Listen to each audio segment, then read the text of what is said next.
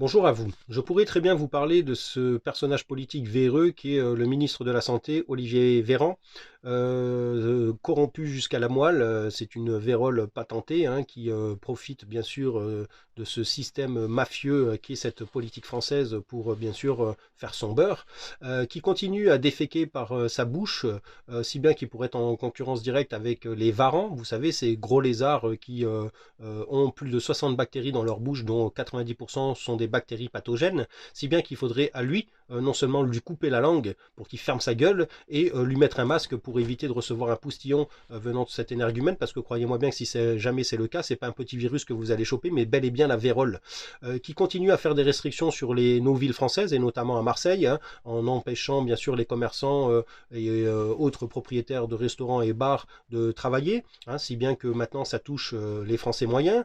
Vous allez devoir mettre la clé sous la porte ou alors accepter de travailler en franchise, hein, puisque c'est leur but. J'espère que vous en êtes bien conscient, que vous deviez travailler bien sûr pour les marques que eux vont vous imposer, hein, tous les lobbyistes, quoi, tout simplement.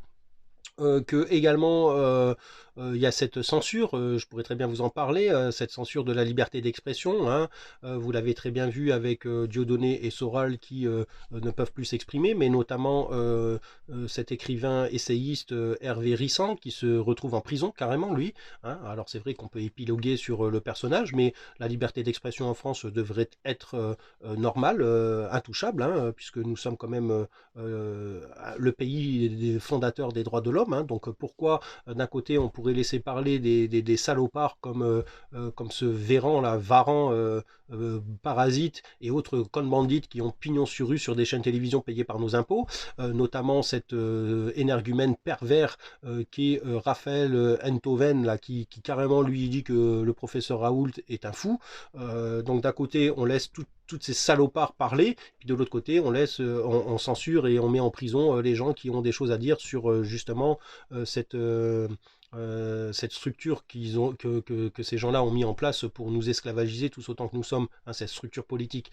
Donc là, vous voyez bien qu'il y a quand même deux poids, deux mesures. Je pourrais également vous parler de plein d'autres choses qui sont inacceptable par le biais justement de cette chose machiavélique qui est cette politique française. Mais je préfère aujourd'hui vous parler justement de la conscience collective que le peuple de France est en train de prendre, hein, puisque vous êtes de plus en plus nombreux aujourd'hui à vous apercevoir hein, de cette machinerie qui n'est là uniquement que pour nous faire fermer la gueule et bien sûr qu'on aille travailler pour ces gens-là justement pour qu'ils puissent eux profiter du fruit de notre travail et nous toujours nous serrer la ceinture, puisque ben là j'espère que vous avez bien vu que parmi les gens qui encore hier regardaient la télévision et disaient oui à tout ce qui se passe, tout ce que disaient notamment ces merdias et cette publicité qui est en constante matraquage de vos cerveaux, si bien que quand vous allez faire les courses vous prenez uniquement que les marques que la télévision vous a dites, et bien là vous commencez à ouvrir les yeux.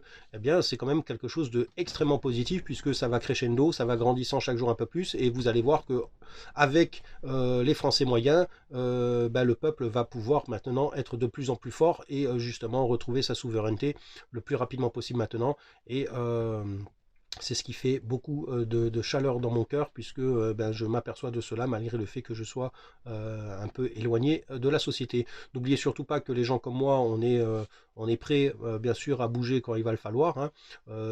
J'espère que vous êtes conscient également qu'il y a énormément de scientifiques de tous bords, que ce soit virologues, médecins, dermatologues, tout ça, qui vous disent exactement tout ce qui se passe, hein, savoir que ce virus est éradiqué, si je puis dire, et notamment certains qui nous demandent de nous révolter, puisque c'est quand même inacceptable de se faire prendre pour des moujons pareils, hein, et de se laisser faire, justement, hein.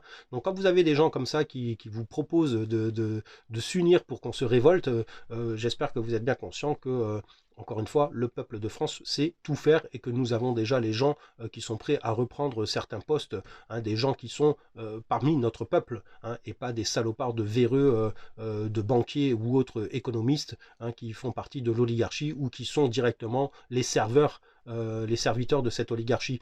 Donc n'ayez absolument pas peur du renouveau de ce qui va se passer après notre révolution, puisque on ne pourra jamais être plus mal que ce qu'on est aujourd'hui. C'est ça qu'il faut absolument que vous compreniez. Et donc, moi, je suis très content de voir que vous êtes de plus en plus nombreux à le comprendre et puis à le prendre en compte. Et donc, c'est ce qui me fait vraiment beaucoup de bien. Et j'attends de pied ferme qu'on soit de plus en plus nombreux pour pouvoir enfin aller déculotter tous ces énergumènes et aller les mettre au turbin avec un masque sur la gueule en plus. Comme ça, ils verront de quoi on va parler et surtout reprendre tout ce qu'ils nous ont volé depuis des siècles.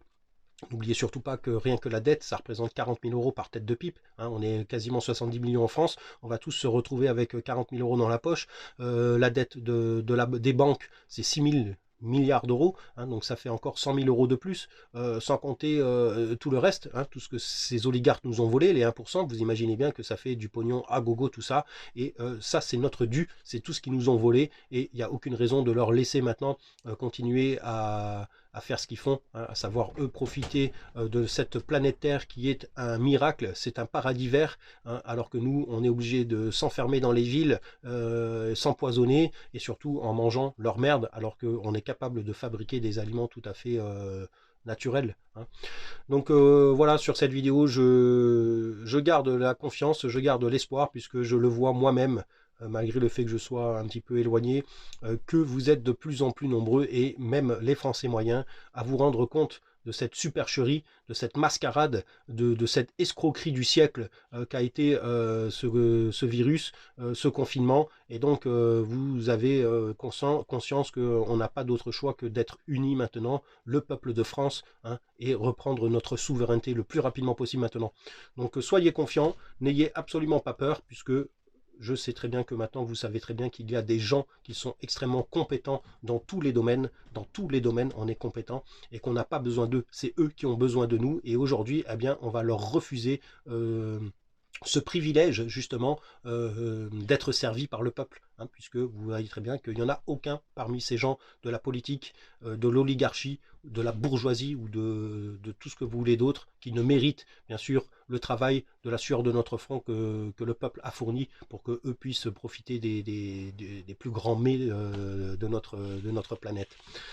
Donc je vous le dis, gardez bien espoir, parce que le changement arrive très rapidement maintenant, et soyez confiants, et puis surtout continuez le boycott. Je vous avais proposé de boycotter ces fêtes de fin d'année. Il y en a 2-3 qui m'ont dit ah ben non, absolument pas. Je vous ai pas dit de pas faire Noël, hein. Au contraire, si jamais vous pouvez vous réunir en famille pour discuter de tout ça, c'est ce qu'il faut faire. Ce que je vous propose, c'est de ne pas acheter de saloperies. C'est ça que je vous dis. Je vous ai jamais dit de ne pas faire Noël. Moi, je le ferai pas Noël parce que j'en ai rien à foutre de cette fête catholique. C'est mon point de vue. J'ai le droit d'avoir ma liberté d'expression et ma liberté de faire ce que je veux, comme vous avez le droit de le faire. Mais si vous pouviez au moins cette année ne pas acheter de marques capitalistes, je vous en avais donné 2-3, notamment ces chocolats de merde, ça serait vraiment génial. À la place d'acheter des jouets pour vos gosses, achetez autre chose, achetez des jouets en bois, pourquoi pas, hein. Ou alors n'achetez pas de jouets, donnez-leur de l'argent, ouvrez-leur un petit compte, évitez les livrets A. Hein. N'oubliez surtout pas qu'il faut absolument fermer vos livrets A le plus rapidement possible maintenant. Donc faites ce genre de truc. Hein. En aucun cas, je vous ai dit de boycotter la fête de Noël. Je vous ai dit de boycotter ce que vous achetez à la fête de Noël. Hein. Toutes leurs saloperies capitalistes, tout simplement. Donc essayez de faire ça, ça serait vraiment génial, et vous allez voir que ça va donner encore plus d'engouement aux gens qui ont peur, et vous allez voir que notre peuple de France va pouvoir peut-être cette fois être l'exemple pour les autres peuples, afin que les autres aussi qui sont gangrénés par cette dictature capitaliste oligarchique puissent également avoir cette envie par le biais de la France, du peuple de France, hein, de vouloir sortir de cette saloperie tout simplement. Hein. Donc encore une fois, soyez confiants, et force et gloire au peuple de France.